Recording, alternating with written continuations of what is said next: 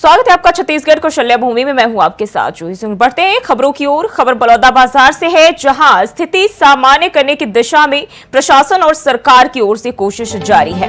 एक तरफ जहां प्रशासन ने धारा 144 लागू कर जुलूस और प्रदर्शन पर रोक लगा दी है, तो वहीं एक तरफ सीएम साय ने कैबिनेट मंत्रियों, सांसद और बीजेपी के बड़े नेताओं के साथ सतनामी समाज के प्रतिनिधि मंडल से मुलाकात की।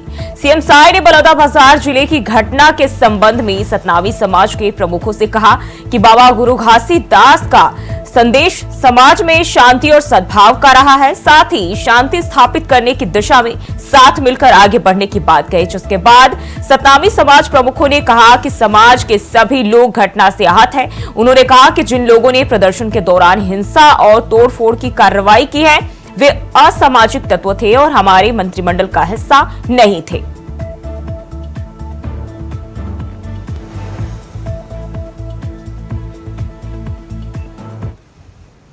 और वही खबर बलौदाबाजार से है, जहां बीजेपी के 3 मंत्रियों ने प्रेस कॉन्फ्रेंस कर कांग्रेस पर बड़ा आरोप लगाया। इसके साथ ही प्रदर्शन की तस्वीरें भी जारी की। प्रेस कॉन्फ्रेंस में मंत्री दयालदास बघेल, टंकराम वर्मा और श्याम बिहारी जायसवाल शामिल थे।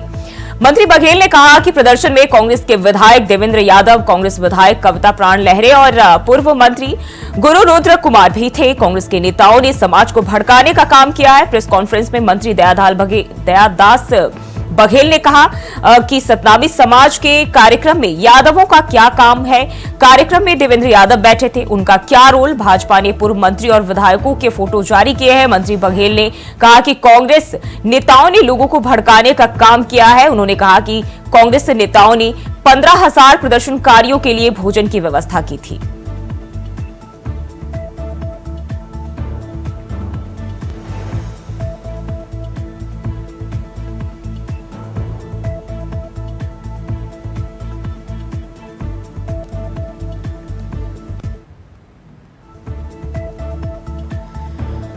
तो बलौदाबाजार हिंसा मामले में जो है अब सियासत भी शुरू हो गई है। और इसके बाद बात करें तो बीजेपी ने कांग्रेस पर आरोप लगाए हैं, प्रेस कॉन्फ्रेंस कर आरोप लगाए हैं।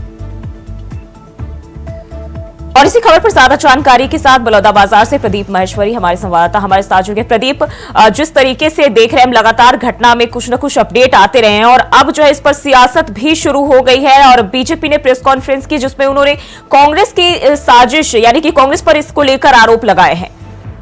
मैं बता दूं मैं कि ये जो जिस दिन 10 जून को धरना प्रदर्शन था, तो वहाँ पर भिलाई के विधायक देवेंद्र यादव उस मंच पर बैठे हुए थे और यहाँ बड़ौदा के कुछ कांग्रेसी जो पार्षद थे वो भी मंच में बैठे, जिसकी फोटो हमने आज वीडियो वायरल कराया है समाचार के साथ। तो निश्चित रूप से इसके पीछे कांग्रेस का बहुत बड़ा हाथ दिखता है। इसके पहले जो कसडोल के पास इनके पुत्र रुद्रदेव भी थे, वो उतर गए थे वहां से, बाकी निकल गए थे वहां से, वो घटनास्थल पर नहीं आए थे वहां पर मंच पे। लेकिन ये निश्चित है कि जिस हिसाब से वहां पर जो घटना घड़ी, 2 घंटे का जो तांडव देखा गया, जहाँ पर सामान देखे गए, पेट्रोल बम देखे गए, पत्थर देखे गए, तो इससे निश्चित लगता है कि इससे मुझे पूरा भारतीय जनता पार्टी की सरकार को बदनाम करने की एक साजिश का षड्यंत्र लगता है विपक्षियों द्वारा। तो क्या इस पर अभी तक कांग्रेस की ओर से कोई प्रतिक्रिया देखी गई है? कांग्रेस की ओर से बलौदा में तो जिन नेताओं के पास हमने गया तो उन्होंने बताया कि मैं इस मुद्दे पे कुछ नहीं बोल सकता। जिला प्रदेश कांग्रेस कमेटी के जो प्रवक्ता है आनंद शुक्ला, वही जो देंगे वही बयान जारी करेंगे। हम लोग को बोलने का अधिकार नहीं। यहाँ पर देखिए पूर्व कृषक कल्याण के अध्यक्ष सुरेंद्र शर्मा थे, उनके पास हम लोग गए थे। उसके बाद जीव जंतु के अध्यक्ष चेयरमैन थे, पिछले साल 5 साल तक रहे विद्यापति शुक्ला के पास गए। उन्होंने कोई भी व्यक्ति सलेशन त्रिवेदी के पास गया, उन्होंने बोला कि इस मुद्दे पर हम लोग कोई बोलने तैयार नहीं है।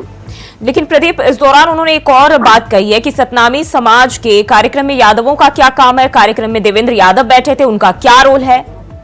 जी, ये सबसे बड़ा मुद्दा यही है कि अभी जो प्रशासन की ओर से जितने 73 लोग की लिस्ट जारी की गई थी, उनके फुटेज देखे गए, उनके मोबाइल ट्रेस किए जा रहे हैं।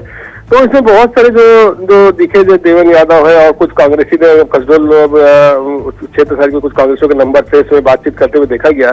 तो निश्चित रूप से ये लगा कि सरकार को बदनाम करने की एक बहुत बड़ा षड्यंत्र था विपक्षियों के द्वारा। और जबकि सतनामी समाज का जब कार्यक्रम था, तो देवेंद्र यादव को क्या जरूरत थी उस मंच पर बैठ के भाषण देने की। ये निश्चित ही लगता है कि ये पूरा षड्यंत्र लग रहा है इस पे, जो जिला प्रशासन की ओर से कल कमिश्नर इस दौरान उन्होंने ये भी कहा है कि कांग्रेस नेताओं ने जो है प्रदर्शनकारियों के लिए, मतलब बड़ी तादाद में 15,000 प्रदर्शनकारियों के लिए भोजन की व्यवस्थाएं की थी। जी, ये पूरा जो जो 15,000 खाने की व्यवस्था कांग्रेस की ओर से किया गया था, तो निश्चित ऐसा लगता ही है कि ये जो तैयारी एक दिन की तैयारी नहीं लगती, ये तैयारी लग रही 15 दिन की तैयारी लग रही है। तो जब 16 मई को जब ये केस हुआ था अपना, ये जैद खान वाला हुआ से जब कटा हुआ था, तो इस पे लगातार कुछ न कुछ कांग्रेस चाहती थी कि ऐसा उनको मुद्दा नहीं मिल पाया था कि लोकसभा की हार का भी उनको रीच थी कि मोदी जी तीसरी बार प्रधानमंत्री बन गए। और यहाँ पर जब लगातार विश्वनाथ साय जी की जो सरकार में ऐसे कोई भी इनके 6 महीने के कार्यकाल में ऐसा कोई भी मुद्दा नहीं दिखा कि कांग्रेस के पास बोलने के लिए कुछ रह जाए, तो ये एक मुद्दा बिल्कुल प्रदीप, जिस तरीके से बीजेपी ने आरोप लगाया है, कहीं ना कहीं चौंका देने वाली और हैरान करने वाली बात है कि इतना कुछ होने के बाद भी जो है कांग्रेस चुप है, कोई प्रतिक्रिया नहीं दे रही है। ये बिल्कुल लगा कि इसके पीछे अभी जांच का विषय है, जबकि एक टीम का गठन कर दिया गया, तो निश्चित तौर से भी ऐसे से तथ्य निकलेंगे जिसमें कांग्रेस को मुंह की खानी पड़ेगी, तय है। जी बिल्कुल प्रदीप, बने रहिए हमारे साथ, आगे भी आपका रुख करेंगे।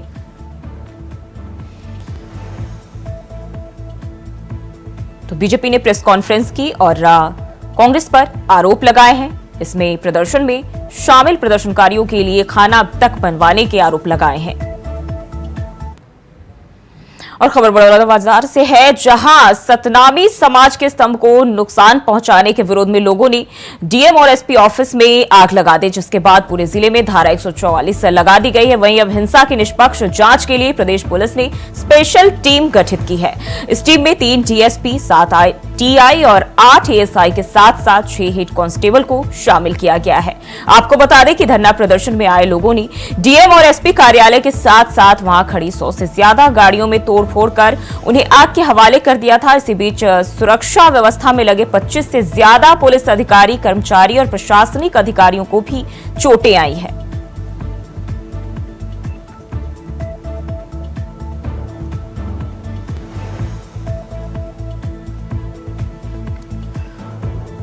और प्रदीप लगातार हमारे साथ बने हुए। प्रदीप, अब इस हिंसा को लेकर खबर आ रही है कि इसकी जांच के लिए स्पेशल टीम का गठन किया गया है। जी, मैं आपको बता दूं कि कल कमिश्नर संजय लंग आए थे और विश्वनाथ साय जी के निर्देश पर पूरी रायपुर की जो जितने भी हाई जो सेक्रेटरी पूरा आके पूरा जितने भी कार्यालय में तोड़फोड़ हुई थी, जहां पर डीएम कार्यालय में जितनी भी गाड़ी गड़ी थी, सब व्यक्तियों के बयान नोट किए गए हैं। और जिनकी उनकी गाड़ी जली भी, लगभग 137 लोगों ने अपना नाम लिखवाया है कि हमारी गाड़ी को आग लगा दी गई, हमको कर दी गई। उनके सबको लिस्ट में बकायदा उनका बयान ले लेकर नोट किया गया प्रशासन की ओर से। लेकिन अब ये स्पष्ट नहीं हो पाया कि ये इस गाड़ी जो भरपाई जो गरीबों की जो गाड़ियां जला दी गई, उनका पैसा इंश्योरेंस देगा या प्रशासन देगा या आंदोलनकारी देंगे। अभी तक ये डिसीजन नहीं हो पाया प्रशासन की ओर से। लेकिन ये निश्चित है कि एक रजिस्ट्री कराने वाला एक किसान जो आया था, उसका 4.5 लाख रुपए को जला दिया गया था। उन्होंने बताया एक पत्रकार था जिसकी गाड़ी को आग लगा दी, पत्रकार देख के उसको गाड़ी को आग लगा दी गई, तो पल्सर गाड़ी को आग लगा दी गई थी। वो भी बहुत वीडियो वायरल हुआ। तब प्रशासन बहुत एक्शन पे आया कि पत्रकारों तक को भी आंदोलनकारी उग्रवादियों ने नहीं छोड़ा और एक पत्रकार को डंडे से मारा गया। तो ये सब जब वीडियो वायरल हुए, तब प्रशासन और सख्ती पे आया प्रशासन। तब लिस्ट बनाई जा रही, तब जिससे भी जो पीड़ित पक्ष है सब लोग आ रहे हैं, बकायदा अपना नाम लोग, पहले तो डर के मारे कोई बोलने को तैयार नहीं था कि हमारी गाड़ी जल गई करके, लेकिन अब धीरे धीरे सब लोग आ रहे हैं, अपनी गाड़ी दिखा रहे हैं। आज प्रशासन ने पूरी गाड़ी को हटा के सामने बिछवाया है कलेक्टर में, ताकि अपनी गाड़ी को पहचान ले। जिस तरीके से टीम जो है, नई टीम गठित की गई है, क्या लगता है कब तक ये टीम जो है कार्रवाई शुरू कर सकती है? मतलब अभी तो इनके जितने आंदोलनकारी उग्रवादी, उनकी धरपकड़ का आज देखा से आज में खत्म हो जाएगी। लगभग 273 लोग को हिरासत में ले लिया गया है और अब लगभग जितने थे वो तो आ गए हैं और उनके पूछ ट्रेस किए जा रहे हैं। बस यही भाई उनके मोबाइल नंबर को ट्रेस करके किनसे से बातचीत करी थी, कौन इनके आका बैठे हुए थे जिनसे बैठ के इस उग्र आंदोलन को अंजाम दिए। और इसके बाद जितने भी कल जितने कार्यालय की सबके वो जितनी भी मैंने जो नुकसान हुआ उसकी लिस्ट बनके कल जिला प्रशासन। लेकिन प्रदीप, ये जो आपने बताया कि 273 लोगों को हिरासत में लिया गया, मतलब बड़ी संख्या है। इन लोगों से क्या पूछताछ की गई है? पूछताछ में इन्होंने कुछ खुलासा किया है? मैं आपको बता दूं कि जितने भी आंदोलनकारी जो उग्रवादी जो लगते हैं उनको पकड़ अलग अलग जगह रखा गया है। यहाँ पर मीडिया से उनको बहुत दूर रखा गया, पता नहीं चल रहा है कि कहाँ पर। लेकिन आंकड़े पर एसपी साहब की ओर से दिए जा रहे हैं कि आज हमने इतने पकड़ा देने के लिए, क्योंकि ये जो मुद्दा है जो बहुत ही संवेदनशील मुद्दा है। इतना बड़ा जो घटनाएं घटी, जो कि इतिहास में, भारत के इतिहास में पहली बार कलेक्टर बिल्डिंग में आग लगाने की हिम्मत दिखाई किसी समाज की ओर से, तो इसके वजह निश्चित ही किसी न किसी बड़े व्यक्ति या बड़ी कोई पार्टी का षड्यंत्र लगता है। इसी बात को पूरा खुलासा पूरी जांच पूरी टीम करेगी और उसको तार तार कर देगी। और आज ये नए एसपी कलेक्टर दोनों आज ज्वाइन कर लिए हैं और बहुत तेजी से इसको कार्रवाई की जा रही है। जी, और बात करें तो लगातार हिंसा के बाद से जो है इलाके में धारा 144 भी लगा दी गई है। अभी के हालात की बात करें, अभी क्या माहौल है वहां?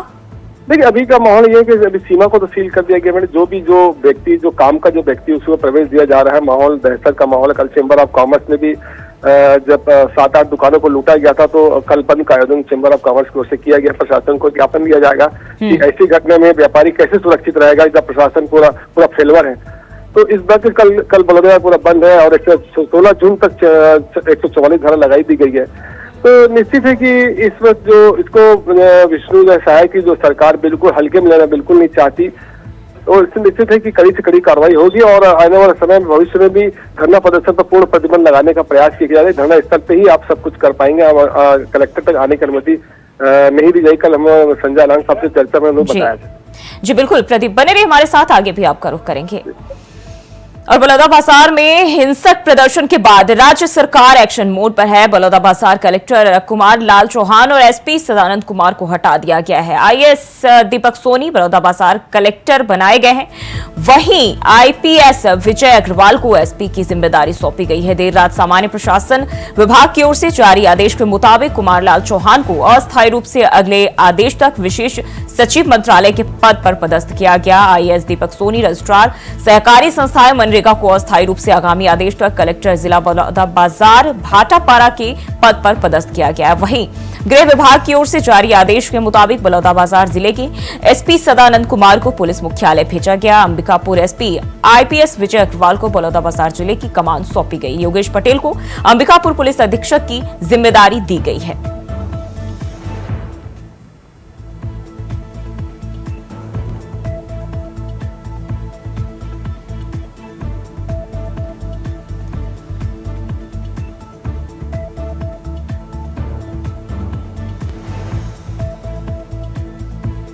और प्रदीप लगातार हमारे साथ बने हुए। प्रदीप, अगर बात करें इस हिंसा की तो इसके बाद से जो है कलेक्टर और एसपी को हटाया गया है। आईएएस दीपक सोनी को भी जिम्मेदारी मिली। इसके अलावा और कौन कौन से अधिकारी हैं जिनका तबादला किया गया, जिनको यहाँ तैनात किया गया है? देखिए मैडम, जिसमें घटना घटने के बाद तो रात के ही डिप्टी सीएम और गृह मंत्री विजय शर्मा आने के बाद कमिश्नर जितने भी थे रायपुर के, जितने भी पीडब्ल्यूडी इरिगेशन के सब ई थे, उनको मोर्चा संभालने को दे दिया गया था। यहाँ से कलेक्टर एसपी दोनों से मैंने अधिकार छीन लिए गए थे और लगातार रायपुर की ही जो सेक्रेटरी स्तर के और कमिश्नर स्तर के अधिकारी यहाँ पर धरना मैंने अपना मोर्चा संभालने के बाद पूरी स्थिति को कंट्रोल में ले लिए थे। और जितने भी आसपास के जिले के जितने भी कर्मचारी थे सभी को लगा दिया गया था कि, और जितने भी डैमेज कंट्रोल था यहाँ पर जो बिल्डिंग जला दी गई थी सबको रात भर उनके सामान को मटेरियल को जो जल गए थे उसको हटा उठी के आज का जिला कलेक्टर सुचारू रूप से अपना काम करने को चालू हो गया है। और अभी जो मोर्चा संभाले हुए रायपुर के पूरे कमिश्नर ही यहाँ पर बैठे हुए डेरा डाले हुए हैं। आज दिन भर रात भर, कल हम 12 बजे रात की वहाँ पर धरना स्थल पर गए थे तो संजय अलांग पूरा देख घूम के पूरा एक एक चीज का मुआयना कर रहे थे। तो निश्चित है कि विष्णु सरकार की ओर से बहुत सख्त एक्शन लिया गया है और जितने भी रायपुर के पूरे मेन। जी प्रदीप, देखें तो इस हादसे के दौरान, जो इस हिंसा के दौरान कई पुलिसकर्मी भी घायल हुए थे और अब जब नए अधिकारियों के तबादले यहाँ किए गए, उन्हें अस्थायी रूप से यहाँ पदस्थ किया गया है, तो किस तरह की तैयारियां देखी जा रही सुरक्षा के लिहाज से, अगर पुलिसकर्मियों की बात करें? कल तो पूरी फोर्स आ चुकी थी। सीआरपीएफ के जवान पूरे लगभग 1000 आ चुके थे। पूरे चप्पे में पूरे से जब शांत वातावरण बोरा बहुत शांत हो गया था। और अधिकारी जब मोर्चा संभालने के बाद जब स्थानीय अधिकारियों को हटा दिया गया था, जब रायपुर के पूरे अधिकारियों को मोर्चा संभाल लिए थे तो फिर स्थिति बिल्कुल कंट्रोल में आ गई थी देखने को। उसके बाद धरपकड़ चालू हो गई थी। तो ऐसे में जब इतनी स्पीड से धरपकड़ कर रही थी, रायपुर दुर्ग से फोर्स आ गई थी, बेमेतरा से आई थी, बिलासपुर से फोर्स आ गई थी, चारों तरफ जो छावनी में तब्दील कर दिया गया था। और जितने भी जो आंदोलनकारी लोग थे जिनकी फोटो मिलती जा रही थी और सभी समाज सेवियों को, सभी अधिकारियों को, जितने भी जो बोला गया था, जिनको भी जो भी जिनके पास भी मोबाइल के फुटेज हैं वो तत्काल हमारे एसपी कार्यालय में यहाँ पर जमा करें। विजिलेंस आपका नाम बहुत गोपनीय रखे जाएंगे, किसी को ये पता नहीं चल पाएगा कि आपने हमको अपने फुटेज भेजा है। इस प्रकार का जब मैसेज जिला मतलब पुलिस प्रशासन की ओर से, कमिश्नर की ओर से जारी किया गया, तब लोगों ने लगातार इतने मैसेज दिए। तो कांग्रेस के जितने कार्यक्रम जो नेता थे सबका फोटो इन्हीं के जो सोशल मीडिया के माध्यम से ही पकड़ाए पूरे। और जब उनको बताया गया तो जी बिल्कुल प्रदीप, तो बने रहिए हमारे साथ, आगे भी आपका रुख करेंगे। तो हिंसा के बाद जो है अधिकारियों को पदस्थ किया गया है, नए अधिकारियों को यहां पदस्थ किया गया है और यहां की जो जिम्मेदारी है उनके जिम्मे सौंपी गई है। तो कलेक्टर और एसपी नए पदस्थ किए गए हैं।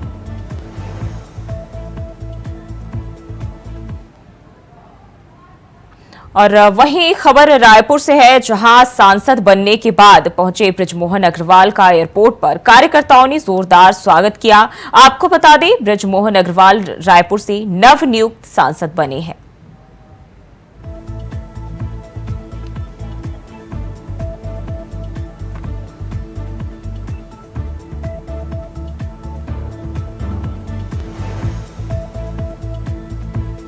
तो सांसद बनने के बाद पहली बार अपने शहर लौटे बृजमोहन अग्रवाल और यहां जो है कार्यकर्ताओं ने उनका जमकर स्वागत किया, जोरदार स्वागत किया।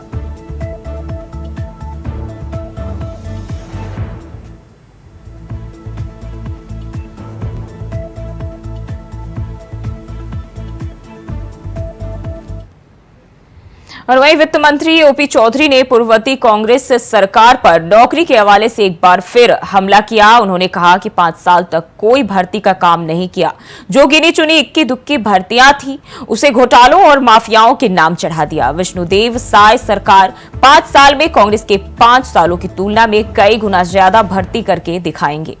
और मंत्री ने इसके साथ प्रदेश में खाद और बीज संकट को लेकर भी कहा कि अभी आचार संहिता के बीच में ही हमारे एपीसी लगातार संभागों में जाकर बैठक की है और हमारे कृषि मंत्री और अधिकारी इस पर लगातार काम कर रहे हैं। इसके साथ ही वित्त मंत्री ने कहा कि खाद बीज का जहां भी जो भी दिक्कतें आ रही हैं उसका फौरन निराकरण कर लिया जाएगा। कहीं पर भी किसानों को कोई समस्या नहीं आने दी जाएगी। छत्तीसगढ़ किसानों को अच्छा लाभ होगा।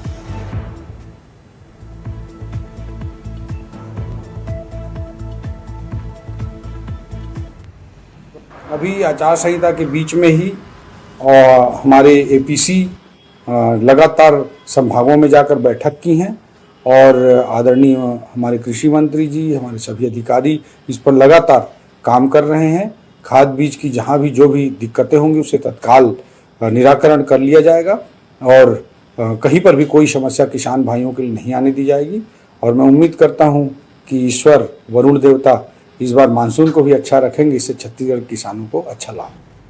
और बढ़ते हैं आगे, खबर बिलासपुर से है, जहां प्रदेश की खराब सड़कों को लेकर हाईकोर्ट में चल रही सुनवाई के दौरान राज्य सरकार फिर से कोई जवाब नहीं दे पाई और आगे इसके लिए समय भी मांगा है। चीफ जस्टिस की डबल बेंच ने इस पर सख्ती बरतते हुए रायपुर में नेशनल हाईवे में धनेली के पास से एयरपोर्ट मार्ग और बिलासपुर में सेंद्री चौक के पास जमीन अधिग्रहण में की गई गलतियों को ठीक करने के लिए आखिरी मौका दिया है। मामले की अगली सुनवाई अब 2 जुलाई को होगी। बता दें कि हाईकोर्ट ने प्रदेश की खराब सड़कों पर खुद संज्ञान लेकर सुनवाई शुरू की है।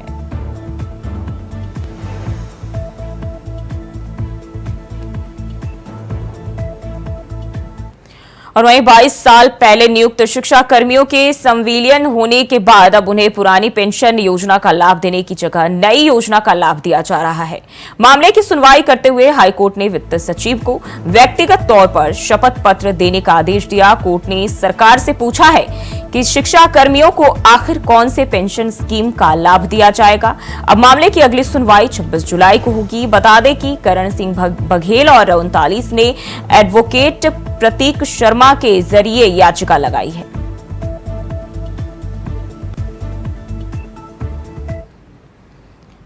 और खबर जांजगीर से है, जहां मीडिया की खबर का असर देखने को मिल रहा है। जांजगीर डिप्टी रजिस्ट्रार ने धान मंडी घोटाले वाले मामले में जांच के आदेश दिए हैं, जिसके बाद तुसली और किरीत धान मंडी प्रभारी पर कभी भी कार्रवाई की जांच गिर सकती है। जी हां, आपको बता दें कि जांजगीर चांपा जिले के नवागढ़ ब्लॉक के तुलसी और किरीत धान मंडी में मंडी प्रभारी ने प्रशासन की आंखों में धूल झोंककर फर्जीवाड़े तरीके से करोड़ों रुपए का घोटाला किया। जिस मामले में डीएम कार्यालय में शिकायत हुई थी, शिकायत के आधार पर मीडिया की टीम ने खबर को प्रमुखता से प्रकाशित किया था, जिसके बाद जांजगीर डिप्टी रजिस्ट्रार ने मामले को संज्ञान में लेकर तुरंत टीम गठित करते हुए मामले में जांच कर कड़ी कार्रवाई करने की बात कही है।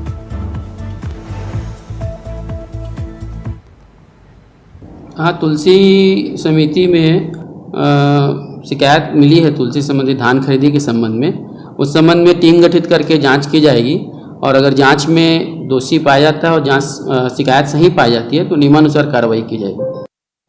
और बढ़ते हैं आगे खबर कोरबा से, जहां मानसून ने अपने तेवर दिखा दिए हैं। बता दें कि बीते शाम होते ही तेज हवाओं और गरज चमक के साथ झमाझम बारिश हुई। वहीं 2 से ढाई घंटे तक हुई बारिश से शहर में बिजली आपूर्ति व्यवस्था ठप रही, लेकिन दूसरी तरफ लोगों को गर्मी से राहत मिल गई और लोगों ने राहत की सांस ली। हालांकि मौसम विभाग ने जल्द ही मानसून के एक्टिव होने की भविष्यवाणी की थी। फिलहाल प्रदेश में इसका आगमन हो चुका है, जिसके चलते कई जिलों में भी बारिश की संभावना जताई जा रही है।